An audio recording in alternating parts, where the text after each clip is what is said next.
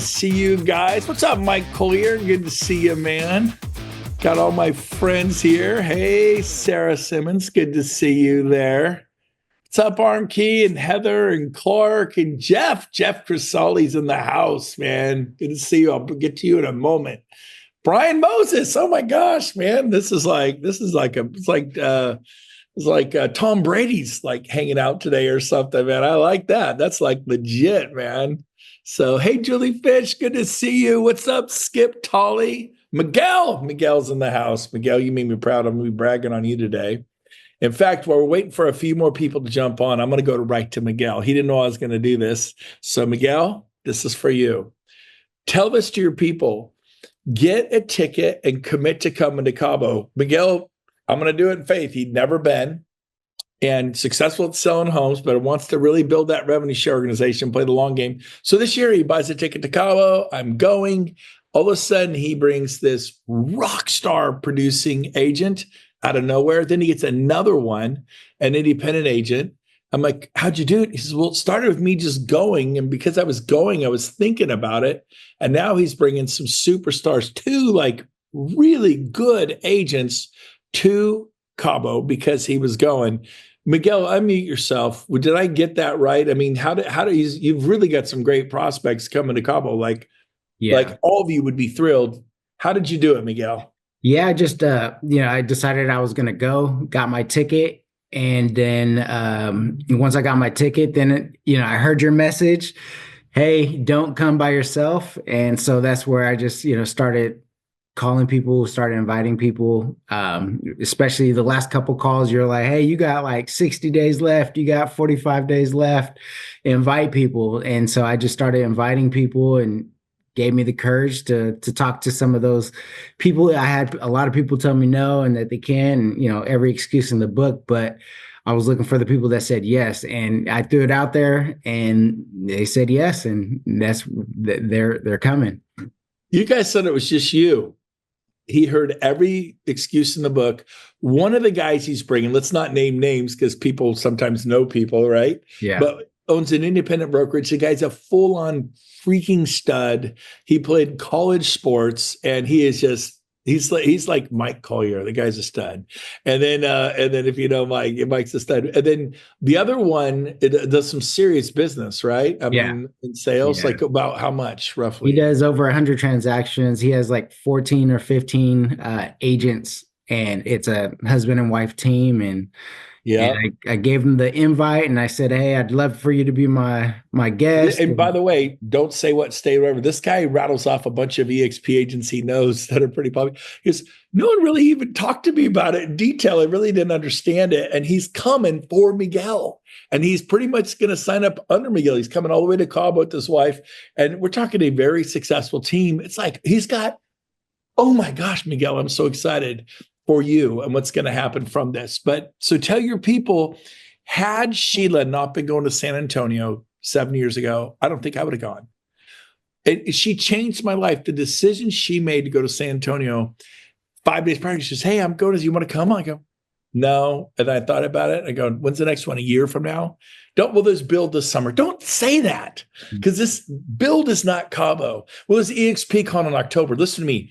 It's once a year. Well, is there something I could attend coming up in 3 months, 6 months? Nope. This is it. You're welcome to wait a year. And then smart people are going, I'm not waiting a year. And I was that person. And I went to San Antonio. I promise you, if she wasn't going to invite me to somewhere that she wasn't going. Do you think either one of these guys would be going to Cabo if you weren't going to Cabo, Miguel? Absolutely not. Miguel, listen to me. You're gonna end this year with 100 people in your organization, and I'm gonna work my butt off to make sure. I'm ready. I'm ready for it. You deserve it, man. I'm ready for it. Come on, man. Come on. We're gonna do it. I'm pumped.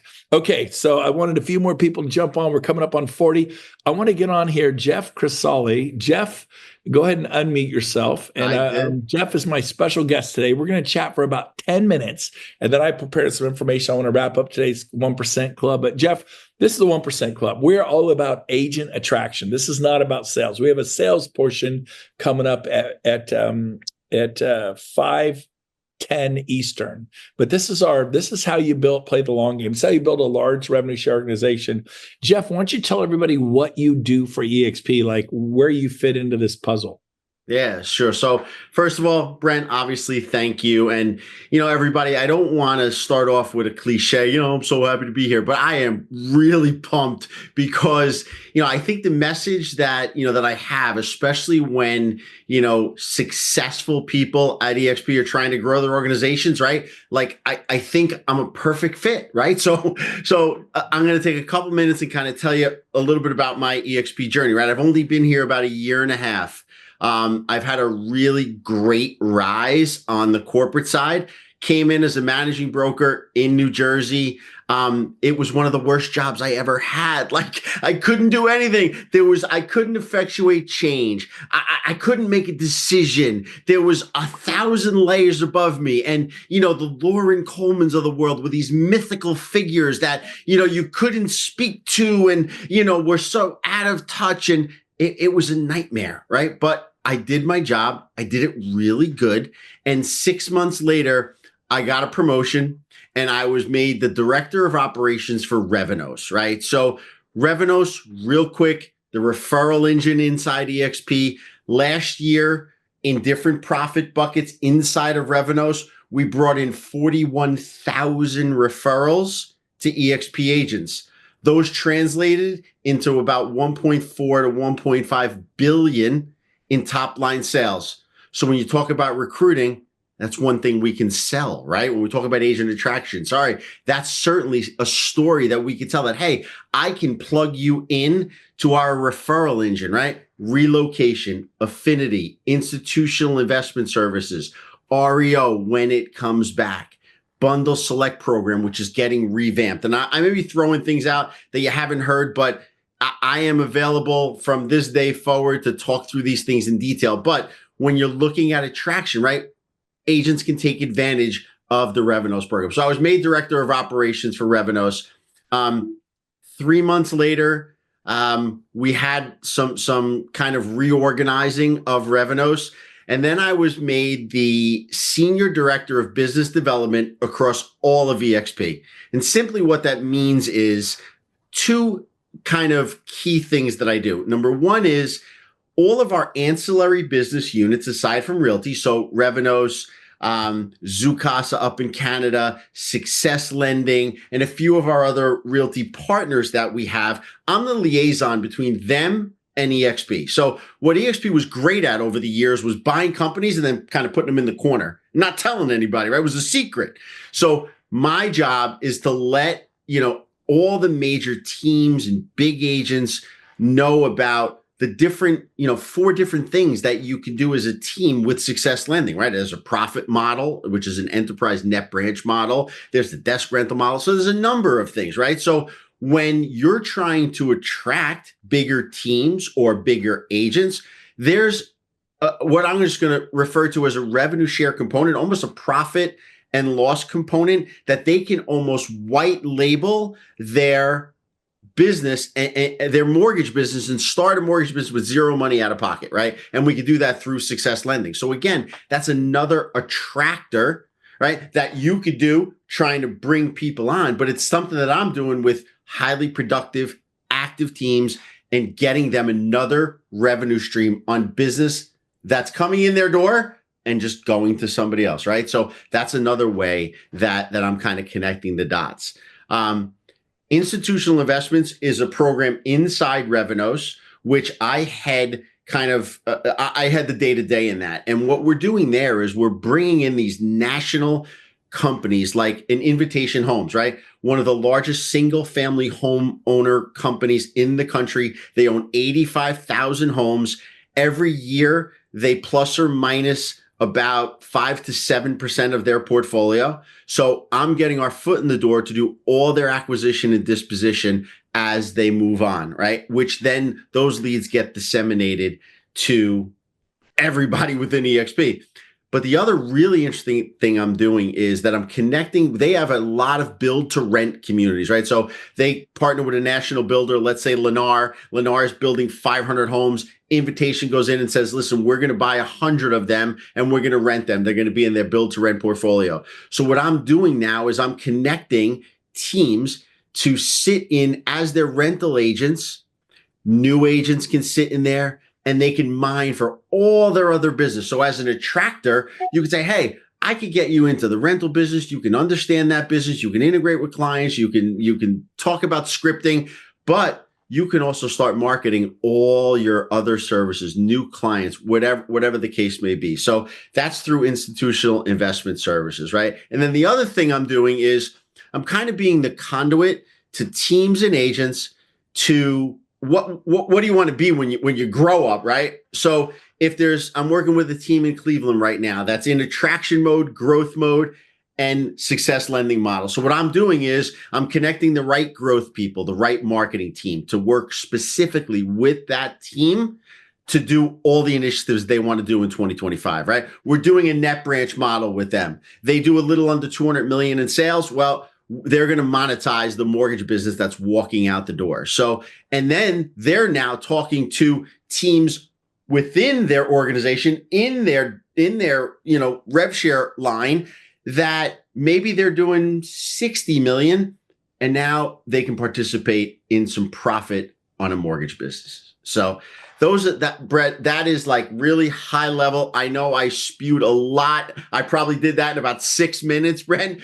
But I am so excited about, what I'm doing and the value add that, that has been here the whole time, but nobody has got the bullhorn like my big mouth from New Jersey is spewing out to everybody. So, Brent, Jeff, real quick, we let a few people in while you were talking. Give everyone your new latest title. Right. So I am the Senior Director of Business Development and Strategy. Okay. So look on Workplace, throw my last name in there, and you'll find that. And so I want from you one tip for all these guys. If they were to do something, what do you think is the most underutilized benefit for these guys? Is it connecting revenues? Is it I don't know, I'm just throwing that out there, but what would be the one thing they think? It shocks me that more EXP agents don't do this for the benefit for them to be able to help other agents or attract other agents. Anything come to mind? I know I didn't prep you with that, but does it? No, that's okay. Brett, I've talked to so many teams that said Revo what? Like they had no idea what Revenos even was, right? So I think the one quick takeaway is that you can plug people into Revenos and geographically, depending upon where you are, almost get immediate business. And I am out pounding the streets trying to bring in. So how do they do that? What's that mean to plug into Revenos? Explain that to them. Like, what would they do? Okay, I want business. I'm in Boston. I'm in San Diego. I'm in Sacramento. I'm in Portland. I'm in Texas. How do I plug into Revenos? What do they do? So there's a Revenos training calendar. You can go on Workplace, put Revenos in, and all of the training calendar will come up. So within Revenos, there's 4 divisions. I think 3 divisions that you can probably get instant business from. One is relocation. One is affinity. And affinity is all those partners that are sending us leads where the end consumer is getting a benefit, right? So their leads are coming from Rocket, leads are coming from Zillow, leads are coming from those kind of partners. They send us the referral leads, they come in through Revenos, and then they get sent out to agents. So each one of these things has an online Zoom class of courses. One is a 3-hour certification. You sit there for 3 hours. You are now certified in that Revenos business stream and can now start receiving those kind of assignments, whether they be on the acquisition side. So go get certified, take some classes. Certified is Workplace. Right. Go to Workplace. Revenos training calendar. You'll see everything that's available. Go get certified stuff. I have a friend of mine named Tony in Florida. He got 200 listings from Revenos this last year. 200. So you might want to go to Workplace, type in the word Revenos, and go take one of their classes.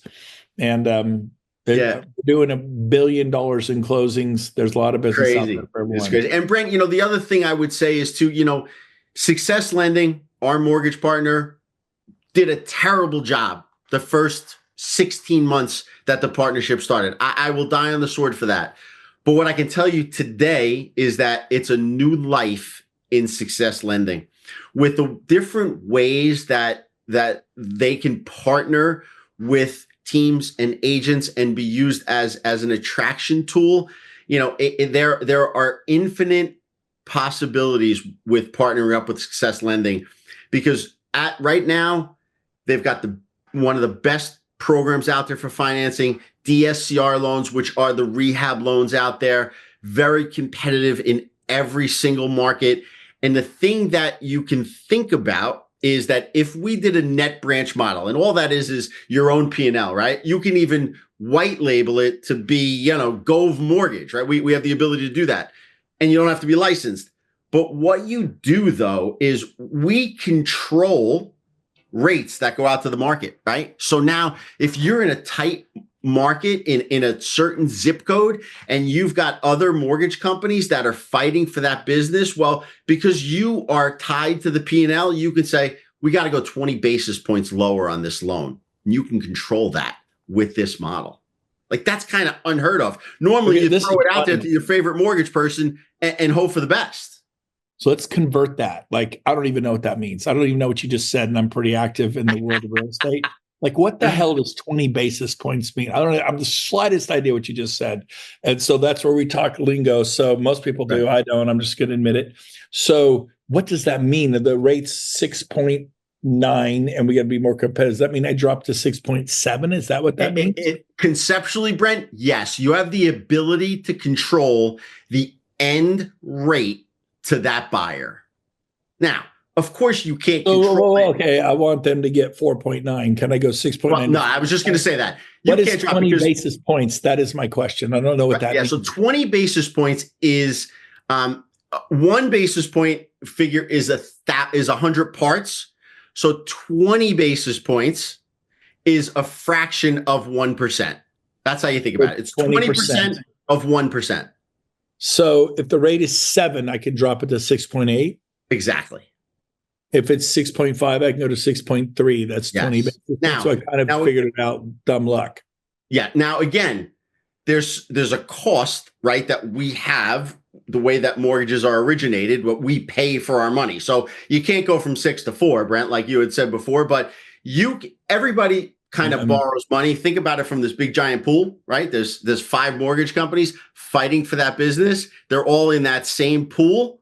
Well, we're going to all borrow the money at the same, and the devil is in those details, right? What is the processor going to cost? What is the origination cost going to cost? What are all those finite things? And that's where the savings come in. So if everybody borrows the money at 8%, and then, the bottom consumer is 5%, whatever number you want to use, all those add-ons really make the loan 6%. Well, you can now be a little bit below that, right? So you have the ability to be the most competitive mortgage solution in your market. I love it. All right, man. You are awesome. Thank you, Jeff. If you guys have a question about Revenos or about success lending, or that he's the guy for all things EXP, reach out to him on Workplace, Jeff Crisali. Jeff, you're amazing. Thanks for coming on today, man. You're welcome to hang out for the last. I do want to hang out. I'm going to just listen and learn. Thank you, everybody. Brent, thank you so much. And I'm going to be here in the background, just listening and learning from you, from this group. Awesome. Thank you. I love it. Thank you. Okay, David Gerwels. He didn't know I was going to do this. Yep, you heard your name, David. Unmute yourself. He's like, what the heck? Why is he calling my name? You imagine me calling your name? You have no idea. So, David, I found out today, and correct me if I'm wrong, from Shelly, my neighbor. She told me that you have a gal who sold 40 luxury homes this year in real estate in your market. I think it was her first or second year in real estate, and she did 40 like $1 million homes or something. Do I have the right person? Yeah, Lydia Capps, based out of Knoxville, Tennessee. She is a student at the University. It's Tennessee. Don't tell us how old she is or how young she is, but tell us how long has she been in real estate and how many homes did she sell this year? She's at 40 transactions. Yeah, right. Is it her first year in the business, second year, third year? I think she's in her second year now. Second year now. She did 40. She came from Sotheby's, is a chump brand, and she went to a better luxury brand, EXP luxury, baby. She does 40 sales. You think, well, what's so special about that? David, how old what's her first name again? Lydia Caps. I know it's not nice to talk about a woman's age or weight. We're going to tell you how much she weighs, and we're going to tell you her weight. Okay, we're not doing the weight. Right. But she looks very fit to me, but that was just being silly. How old is she? 21. 21 years old and did 40. And she didn't do like starter homes, from what I understand. She does the higher end market, right? Right. Yes. That's what she specializes in luxury. Correct. Is that awesome? That is awesome. Do not let some 21-year-old whippersnapper give me one of these. If I was you, I would get on an airplane and fly to Tennessee and meet her because she's doing something right. I hope that just irritates the living. Like when I hear stuff like that, I'm like, who, what, where? Let's go. I mean, that stuff should motivate you. You don't get owned by a 21-year-old punk kid. That means she probably just turned 21. She did that as she was 20, 41 high-end luxury sales in Tennessee. If she did it, you can do it. I love that, David. Congratulations. You want me to add one more on there? Yeah, sure. Yeah, we got time. Yeah, go ahead. She's been with the company for 6 weeks and has already lined up 6 third-party validation calls for us. That is awesome. So she's already she's already 100% into agent attraction. Loves it. Yeah. I heard from Shelly, she's got like 10 people lined up ready to come to EXP, and 41 homes. Success leaves cool. She's got momentum. And once you get it, it's hard to get. It's hard to get. But when you get it, everything you touch starts turning to gold. And we're there. I feel it in the air. I'm talking to all the leaders. You could feel it. You could taste it. I think we're 6 to 12 months away from this wave coming. And man, you better be paddling now, and Cabo's the way to do that. So thank you, David. Great job on sharing that. I wanted to tell a story today and brag a little, but I'm going to save it on point number 2. So I'm going to do kind of my own version of a famous guy I heard 40 years ago. His name is Skip Ross. Only one person here I think knows Skip Ross, and that would be Clark. Yep. Anybody else know Skip Ross? Anybody? I'm looking at all the boxes. Skip Ross is amazing. I've heard his cassette tape series 100 times. He had a cassette tape series called Dynamic Living. So I did my own version of it. It'll be 1/10 of good as what he did 40 years ago, but he had a series called Dynamic Living, different principles to live a dynamic, successful, powerful, amazing, exciting life. And so I'm going to go. Number 1, I got a few of my points. We're going to go fast. Number 1, because this is how you age and attract. Love. For me, if you want to live a dynamic life, the first thing on your menu of attributes that you need to have is a love. How do we treat the guy working at the gate, the gal working at the cash register, the maid in the hallway? Do you go up, give her $20 and say, thanks for letting me stay here at the Holiday Inn or the Hilton or the Hyatt or the Super 8 or the Marriott? Are you tipping people you don't even need to tip? Are you loving people? And so, are you loving God, your family, your friends, your clients, others? How about this? Strangers. When's the last time you actually went to have you ever felt loved and genuinely cared for by a stranger who went out of their way to help you? It's pretty attractive quality. So my advice to you to live a dynamic life, your superpower needs to be love. Number 2, be generous. Be generous. What does that mean? With your words, with your money, and with your time. With your words, with your money, and your time. So Shelly tells me this story today. I was so proud of her. She goes, Brent, I did a Brent. I'm like, what's a Brent? She goes, one of my employees came to me, and I've been teaching her about negotiating, right? How to negotiate. And they came up to me and they wanted a pay raise. I'm like, oh, really? I go, yeah. And I go, so what'd you do? She goes, I told them no. I turned them down just like you taught me. I said, really? Yeah, they asked for X. I'm like, oh, what'd you counter with? She goes, I countered with more. I told them that wasn't enough. I said, I don't accept that. That is an unacceptable amount of money. I'm going to pay you more than you're asking. Be generous when you can. Now, some of you aren't in a position financially. Well, that's great for Shelly. She has thousands of agents. So the reason she has thousands of agents is because she's generous. Listen to me, if you don't give when you have a little, you'll never give when you have a lot. Yeah.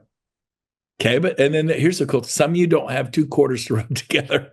been there. I was like super successful team leader, running the most profitable Keller Williams. I was out of money trying to go bankrupt. They took my home when I was running the most profitable Keller Williams in the world. I lost my home to Dean Reeker of Keller Williams Folsom. Called it, says, "Hey, Brent, 2008, we got your home. I know you were short selling it, but they dual tracked you, and the REO people beat the short sale people to the finish line. Shocker, short sale took forever. And I lost my home, and I got kicked out of my own house by a fellow Keller Williams agent. And I'm like the big successful guy. So trust me, I know what it's like not to have two nickels to rub together. But I'll tell you this, we still gave. That next year we had no money, and we scrimped together, I think, $500 and gave it to 6 families. We gave away $3,000. And the Gove family, my family, in 2009, we spent Christmas at the 99-cent store. We gave each of our 5 children a $20 bill. They each bought 20 presents, enough to buy 4 or 5 presents for each of the other family members. And we spent, like, Brian Moses knew me. In 2005, I sold 400 homes in 1 year. If you'd have told me in 2009, you're going to spend Christmas at the 99-cent store, you're going to buy a tree from the hardware store for $19. It looked like a Charlie Brown Christmas tree. And your kids and your family will each have $20. Kathy had 20, I had 20, the 5 kids. We did Christmas for $140. Now, yeah, I scrimped together 3,000 somehow, some way, but we gave it to families who bawled in my arms. Like, they're buying groceries and a few presents for their 1 or 2 or 3 kids they had. They cried, grown men and women. It was the most...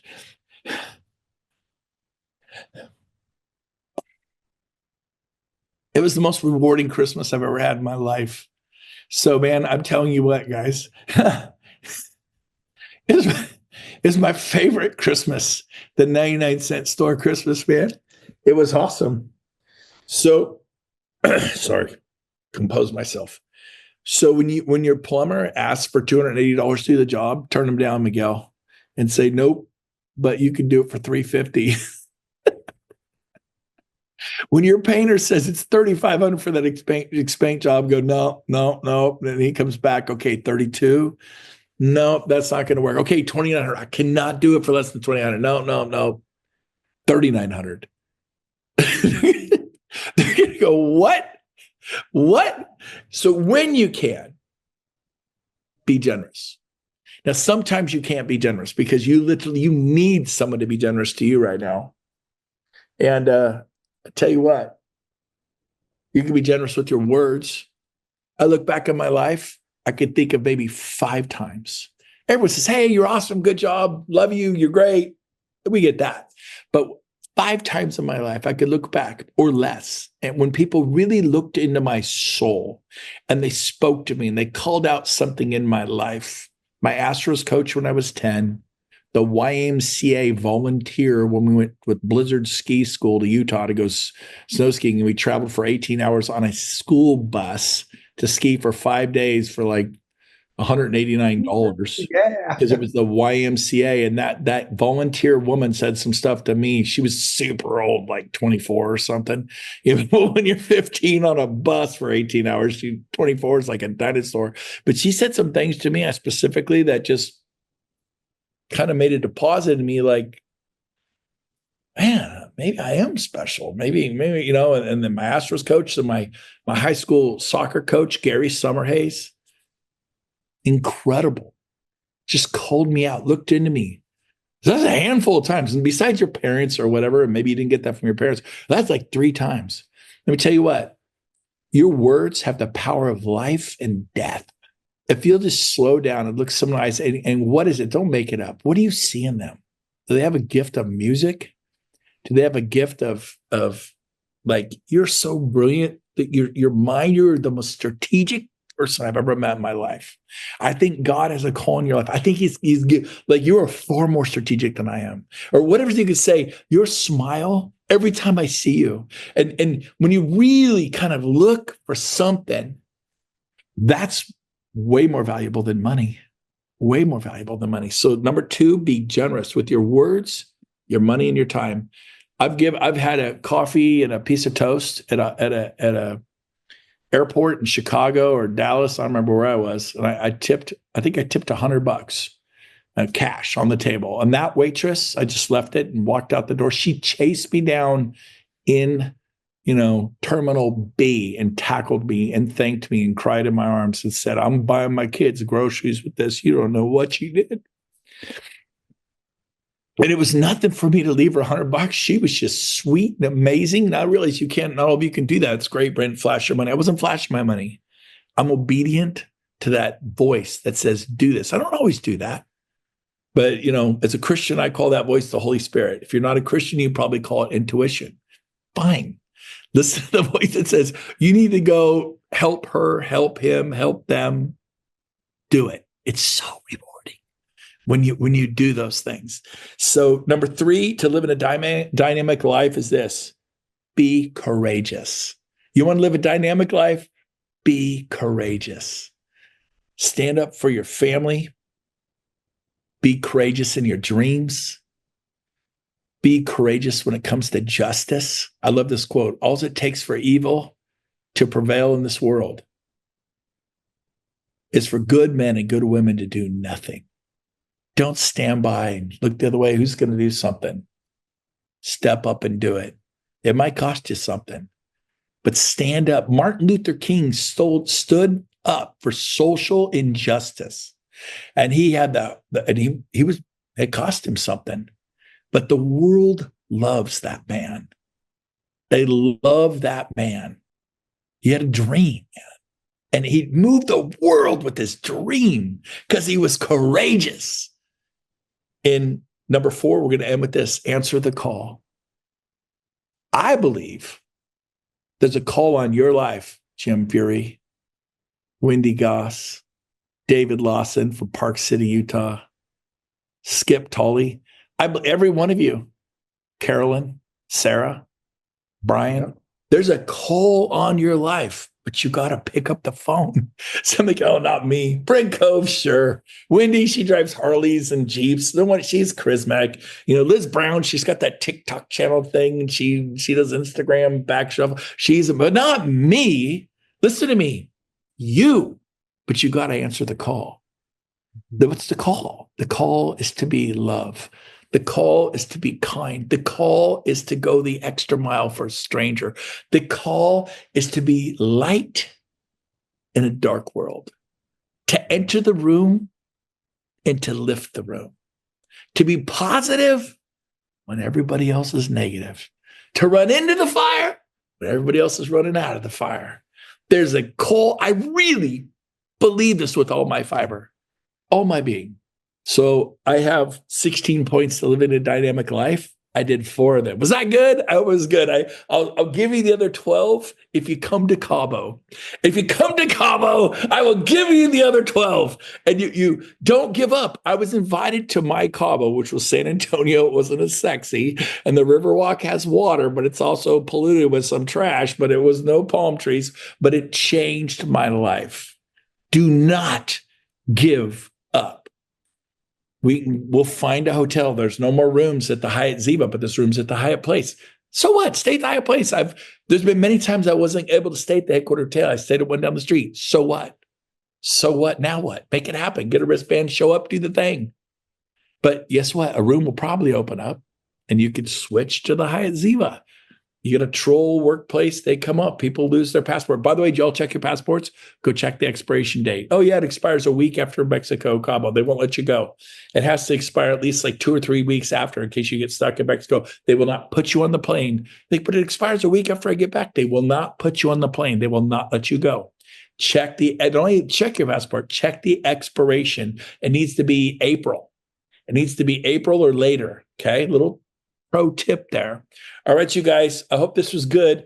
Brian, would you call me on my cell phone, Mr. Moses, real quick? And then we're on in 6 minutes for Mastering Sales with Brent Gove.